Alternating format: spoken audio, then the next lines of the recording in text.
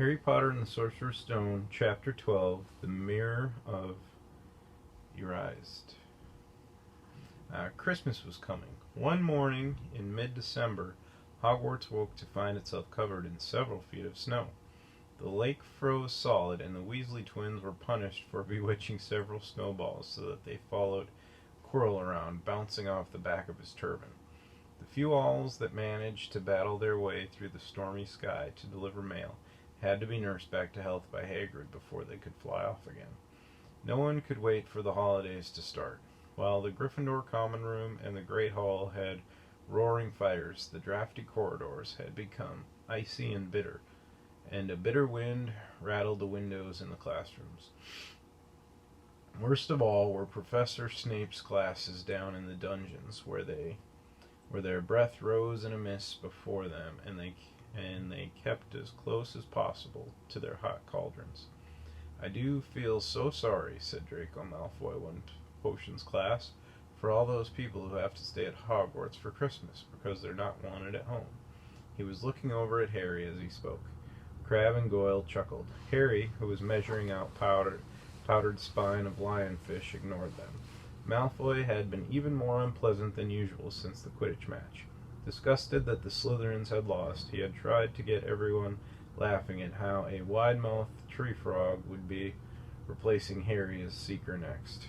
Then he'd realized that nobody found this funny, because they were all so impressed at the way Harry had managed to stay on his bucking broomstick.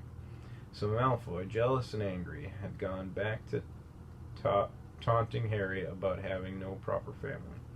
It was true that Harry wasn't going back to Privet Drive for Christmas. Professor McGonagall had come around the week before making a list of students who would be staying for the holidays, and Harry had signed up at once. He didn't feel sorry for himself at all. This would probably be the best Christmas he'd ever had. Ron and his brothers were staying too, because Mr. and Mrs. Weasley were going to Romania to visit Charlie. When they left the dungeons at the end of Potions, they found a large fir tree blocking the corridor ahead. Two enormous feet sticking out at the bottom, and a loud puffing sound told them that Hagrid was behind it. "Hi, Hagrid, want to help?" Ron asked, sticking his head through the branches. "Nah, I'm alright, thanks, Ron." "Would you mind moving out of the way?" came Malfoy's cold drawl from behind them. "Are you trying to earn some extra money, Weasley? Hoping to be gamekeeper yourself when you leave Hogwarts? I suppose that hut of Hagrid's must seem like a palace compared to what your family's used to." Ron dived at Malfoy just as Snape came up the stairs. "Weasley!" Ron let go of the front of Malfoy's robes. "He was provoked, Professor Snape," said Hagrid, sticking his huge hairy face out from behind the tree. "Malfoy was insulting his family." "Be that as it may, fighting is against Hogwarts rules, Hagrid," said Snape silkily. 5 points from Gryffindor, Weasley, and be grateful it isn't more. Move along, all of you." Malfoy, Crabbe, and Goyle pushed roughly past the tree, scattering needles everywhere and smirking. "I'll get him," said Ron, grinding his teeth at Malfoy's back. "One of these days I'll get him." "I hate them both," said Harry, Malfoy, and Snape. "Come on, cheer up. It's nearly Christmas," said Hagrid. "Tell you what, come with me and see the Great Hall. Looks a treat." So the three of them followed Hagrid and his tree off to the Great Hall, where Professor McGonagall and Professor Flitwick were busy with the Christmas decorations. "Ah, Hagrid, the last tree. Put it in the far corner, would you?" The hall looked spectacular. Festoons of holly and mistletoe hung all around the walls, and no less than 12 towering Christmas trees stood around the room, some sparkling with tiny icicles, some glittering with hundreds of candles. How many days you got left until your holidays?" Hagrid asked. "Just one," said Hermione. "And that reminds me, Harry, Ron, we've got half an hour before lunch. We should be in the library." "Oh yeah, you're right," said Ron, tearing his eyes away from Professor Flitwick, who had golden bubbles blossoming out of his wand and was trailing them over the branches of the new tree. "The library?" said Hagrid, following them out of the hall. "Just before the holidays? Bit keen, aren't you?" "Oh, we're not working," Harry told him brightly. "Ever since you mentioned Nicholas Flamel, we've been trying to find out who he is." "You what?" Hagrid looked shocked.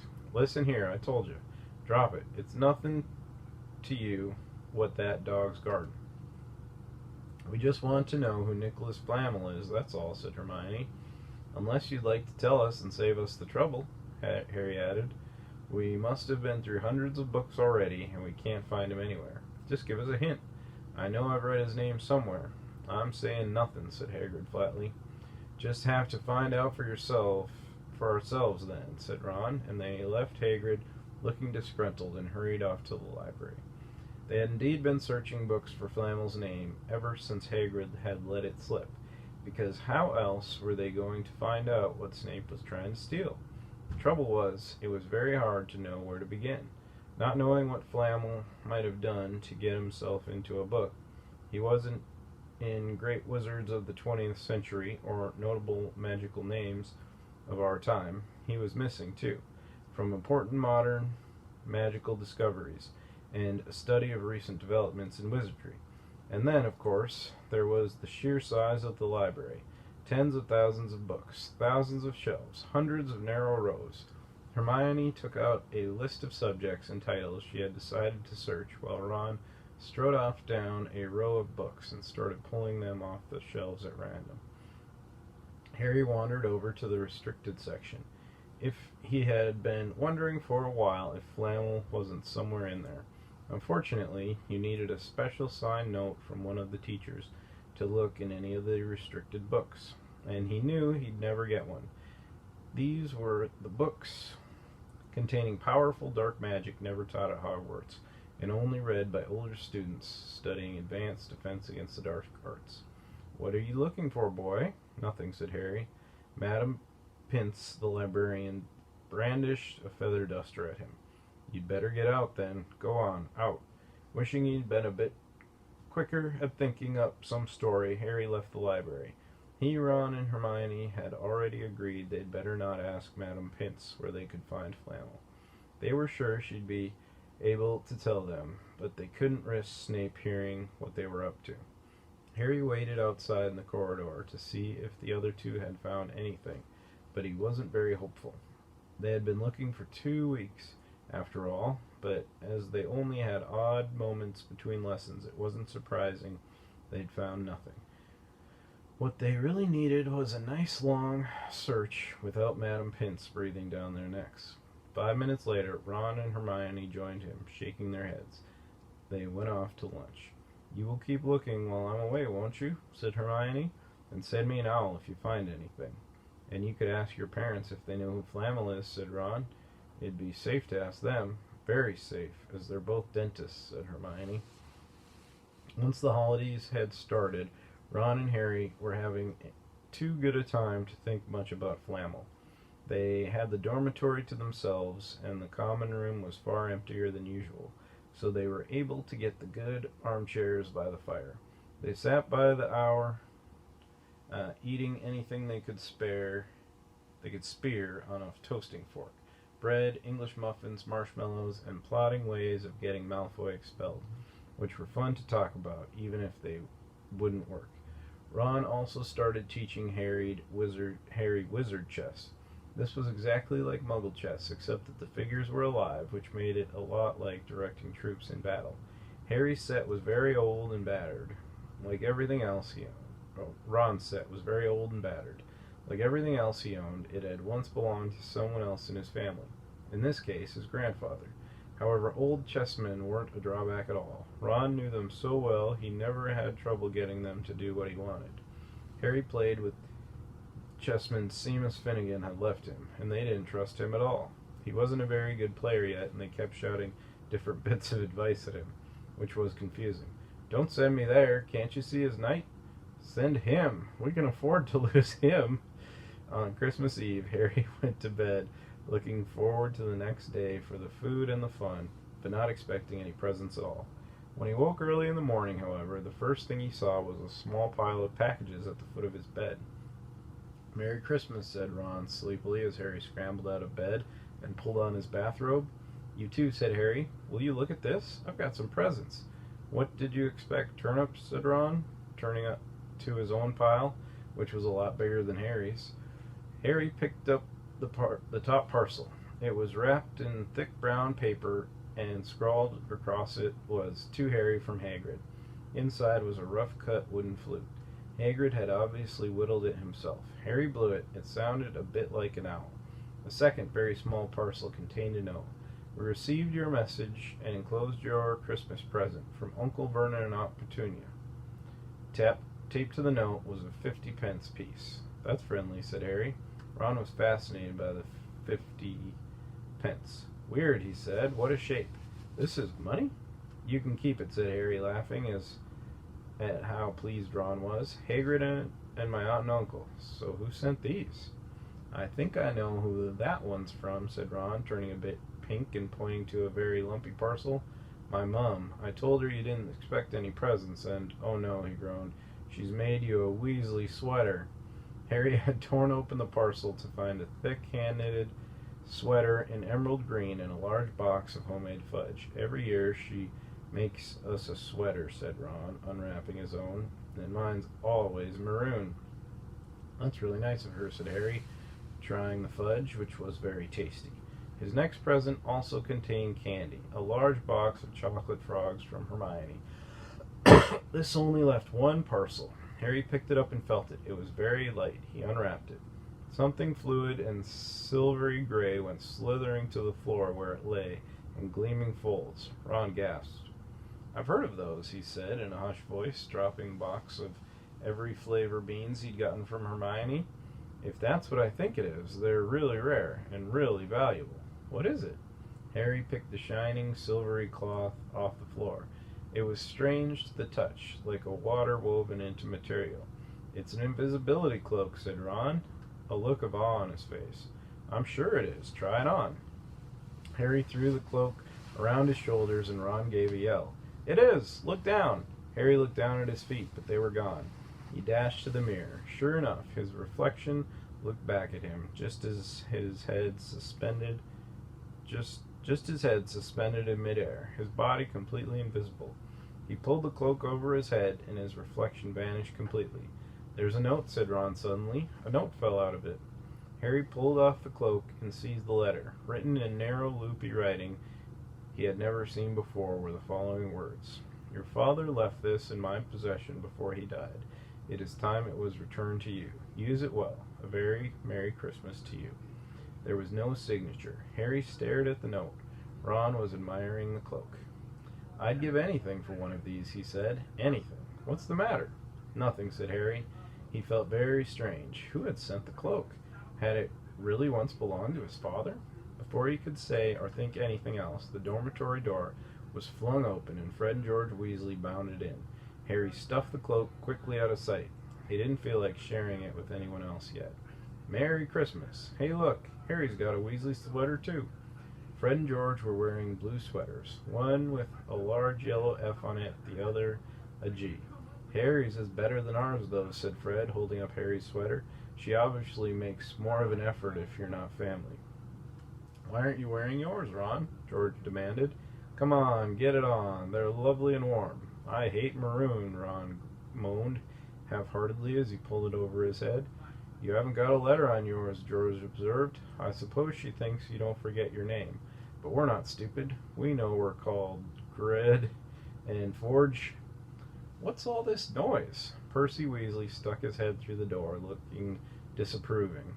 He had clearly gotten halfway through unwrapping his presents as he too carried a lumpy sweater over his arm, which Fred seized.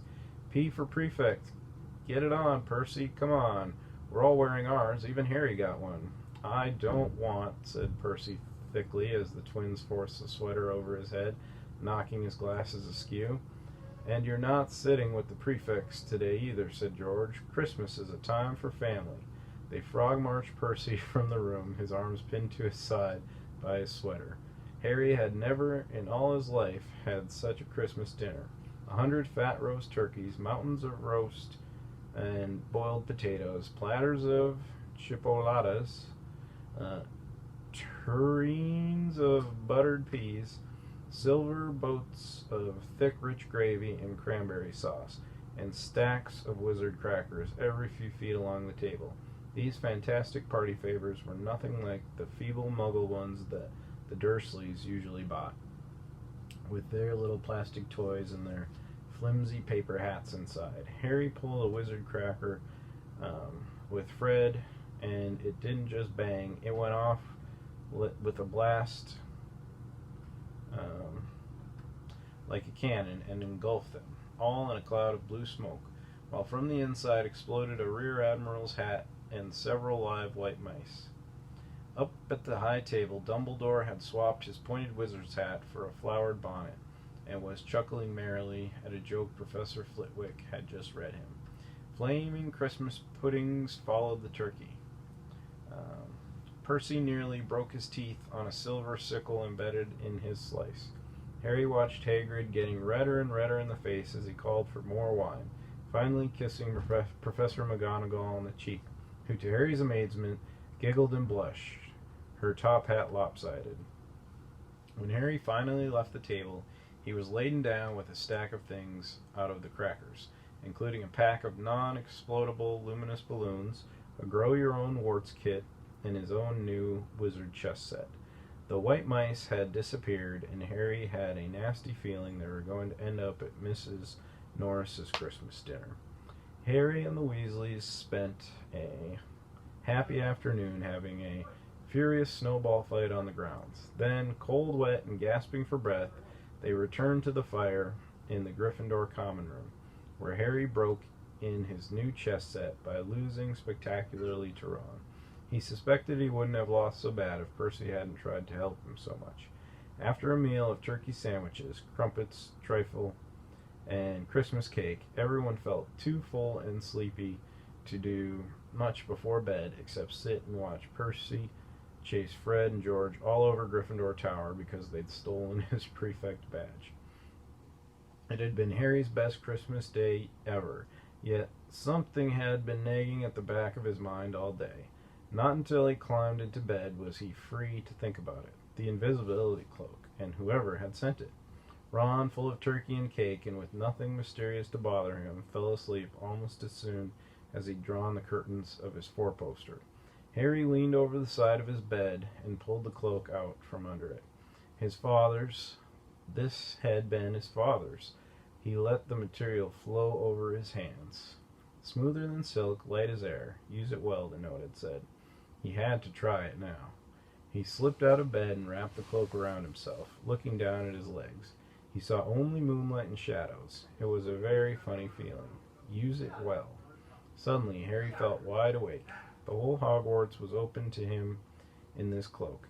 Excitement flooded through him as he stood there in the dark and silence. He could go anywhere in this, anywhere, and Filch would never know. Ron grunted in his sleep. Should Harry wake him? Something held him back, his father's cloak. He felt that this time, the first time, he wanted to use it alone. He crept out of the dormitory, down the stairs, across the common room, and climbed through the portrait hole. "Who's there?" squawked the fat lady. Harry said nothing. He walked quickly down the corridor. Where should he go? He stopped, his heart racing, and thought, and then it came to him, the restricted section in the library. He'd be able to read as long as he liked, as long as it took to find out who Flamel was. He set off, drawing the invisibility cloak tight around him as he walked. The library was pitch black and very eerie. Harry lit a lamp to see his way along the rows of books. The lamp looked as if it was floating along in midair, and even though Harry could feel his arm supporting it, the sight gave him the creeps. The restricted section was right at the back of the library. Stepping carefully over the rope that separated these books from the rest of the library, he held up his lamp to read the titles. They didn't tell him much. Their peeling, faded gold letters spelled words in languages Harry couldn't understand. Some had no title at all. One book had a dark stain on it that looked horribly like blood. The hairs on the back of Harry's neck prickled. Maybe he was imagining it, maybe not, but he thought a faint whispering was coming from the books, as though they knew someone was there who shouldn't be. He had to start somewhere. Setting the lamp down carefully on the floor, he looked along the bottom shelf for any interesting-looking book. A large black and silver volume caught his eye. He pulled it out with difficulty because it was very heavy, and balancing it on his knee, let it fall open. A piercing, blood-curdling shriek split the silence. The book was screaming. Harry snapped it shut. But the shriek went on and on. One high, unbroken, ear-splitting note. He stumbled backward and knocked over his lamp, which went out at once. Panicking, he heard footsteps coming down the corridor outside. Shuffling the shrieking book back on the shelf, he ran for it. He passed Filch in the doorway. Filch's pale, wild eyes looked straight through him. Harry had slipped under Filch's outstretched arm and streaked off up the corridor, the book's shriek still ringing in his ears. He came to a sudden halt in front of a tall suit of armor. He had been so busy getting away from the library he hadn't paid attention to where he was going. Perhaps because it was dark, he didn't recognize where he was at all. There was a suit of armor near the kitchens, he knew, but he must be 5 floors above there. You asked me to come directly to you, Professor, if anyone was wandering around at night. And somebody's been in the library. Restricted section. Harry felt the blood drain out of his face. Wherever he was, Filch must know a shortcut, because his soft, greasy voice was getting nearer. And to his horror, it was Snape who replied, "The restricted section? Well, they can't be far. We'll catch them." Harry stood rooted to the spot as Filch and Snape came around the corner ahead. They couldn't see him, of course, but it was a narrow corridor, and if they came much nearer, they'd knock right into him. The cloak didn't stop him from being solid. He backed away as quietly as he could. A door stood ajar to his left. It was his only hope. He squeezed through it, holding his breath, trying not to move. And to his relief, he managed to get inside the room without their noticing anything. They walked straight past, and Harry leaned against the wall, breathing deeply, listening to their footsteps dying away. That had been close, very close. It was a few seconds before he noticed anything about the room he had hidden in. It looked like an unused classroom. Dark shapes of desks and chairs were piled against the walls. There was an upturned wastepaper basket, but propped against the wall, facing him, was something that didn't look as if it belonged there. Something that looked as if someone had just put it there to keep it out of the way. It was a magnificent mirror, as high as the ceiling, with an ornate golden frame, standing on 2 clawed feet. There was an inscription carved around the top. Risid strata iru oit ub kafru oit on wosi. His panic fading now that there was no sound of Filch and Snape, Harry moved nearer to the mirror. Wanting to look at himself but see no reflection again, he stepped in front of it. He had to clap his hands to his mouth to stop himself from screaming. He whirled around. His heart was pounding far more furiously than when the book had screamed, for he had seen not only himself in the mirror, but a whole crowd of people standing right behind him. But the room was empty. Breathing very fast, he turned slowly back to the mirror. There he was, reflected in it, white and scared-looking. And there, reflected behind him, were at least 10 others. Harry looked over his shoulder, but still, no one was there. Or were they all invisible too? Was he in fact in a room full of invisible people, and this mirror's trick was that it reflected them, invisible or not? He looked in the mirror again. A woman standing right behind his reflection was smiling at him and waving. He reached out a hand and felt the air behind him. If she was really there, he'd touch her. Their reflections were so close together, but he felt only air. She and the others existed only in the mirror. She was a very pretty woman. She had dark red hair and her eyes. Her eyes were just like mine, Harry thought. Edging a little closer to the glass, bright green, exactly the same shape. But then he noticed that she was crying, smiling but crying at the same time. The tall, thin, black-haired man standing next to her put his arm around her. He wore glasses, and his hair was very untidy. It stuck up at the back, just as Harry's did. Harry was so close to the mirror now that his nose was nearly touching that of his reflection. "Mom," he whispered. "Dad?" They just looked at him, smiling, and slowly Harry looked into the faces of the other people in the mirror and saw other pairs of green eyes like his, other noses like his, even a little old man who looked as though he had Harry's knobbly knees. Harry was looking at his family for the first time in his life.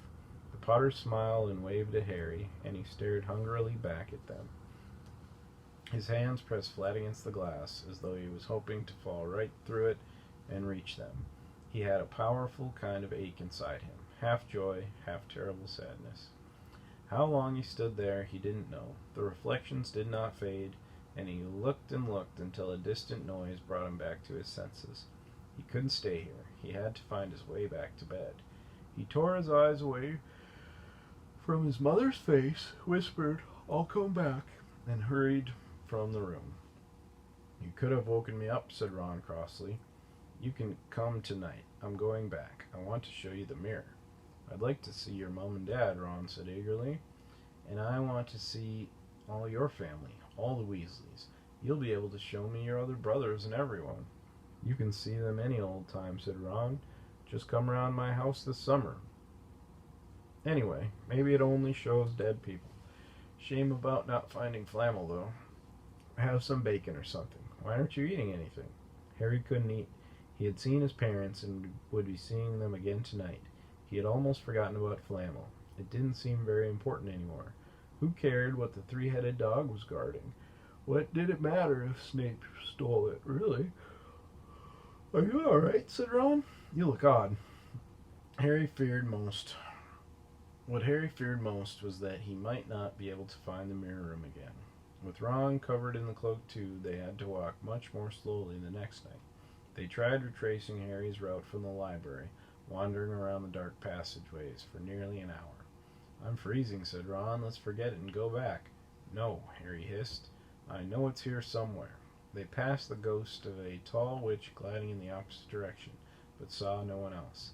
Just as Ron started moaning that his feet were dead with cold, Harry spotted the suit of armor. "It's here, just here, yes." They pushed the door open. Harry dropped the cloak from around his shoulders and ran to the mirror. There they were. His mother and father beamed at the sight of him. "See," Harry whispered. "I can't see anything. Look at them all. There are loads of them. I can only see you." "Look at it properly. Go on, stand where I am." Harry stepped aside, but with Ron in front of the mirror, he couldn't see his family anymore. Just Ron in his paisley pajamas. Ron, though, was staring transfixed at his image. "Look at me," he said. "Can you see all your family standing around you?" "No, I'm alone, but I'm different. I look older. And I'm head boy." "What?" "I am. I'm wearing the badge like Bill used to, and I'm holding the house cup and the Quidditch cup. I'm Quidditch captain, too." Ron tore his eyes away from the splendid sight to look excitedly at Harry. Do you think this mirror shows the future?" "How can it? All my family are dead." "Let me have another look." "You had it to yourself all last night. Give me a bit more time." "You're only holding the Quidditch cup." What's interesting about that?" "I want to see my parents." "Don't push me." Sudden noise outside in the corridor put an end to their discussion. They hadn't realized how loudly they had been talking. "Quick!"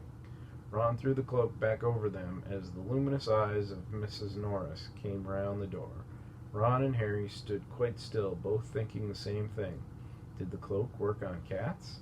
After what seemed an age, she turned and left. "This isn't safe. She might have gone for Filch. I bet she heard us. Come on." And Ron pulled Harry out of the room. The snow still hadn't melted the next morning. "Want to play chess, Harry?" said Ron. "No." "Why don't we go down and visit Hagrid?" "No, you go." "I know what you're thinking about, Harry, that mirror." "Don't go back tonight." "Why not?" "I don't know. I've just got a bad feeling about it. And anyway, you've had too many close shaves already. Filch, Snape, and Mrs. Norris are wandering around. So what if they can't see you? What if they walk into you? What if you knock something over? You sound like Hermione." "I'm serious, Harry. Don't go." But Harry only had one thought in his head, which was to get back in front of the mirror, and Ron wasn't going to stop him. That third night he found his way more quickly than before. He was walking so fast he knew he was making more noise than was wise, but he didn't meet anyone. And there were his mother and father smiling at him again, and one of his grandfathers nodding happily. Harry sank down to sit on the floor in front of the mirror. There was nothing to stop him from staying here all night with his family. Nothing in it at all, except, "So, back again, Harry?" Harry felt as though his insides had turned to ice. He looked behind him. Sitting on one of the desks by the wall was none other than Albus Dumbledore. Harry must have walked straight past him, so desperate to get to the mirror. He hadn't noticed him. I didn't see you, sir. Strange how nearsighted being invisible can make you, said Dumbledore, and Harry was relieved to see that he was smiling.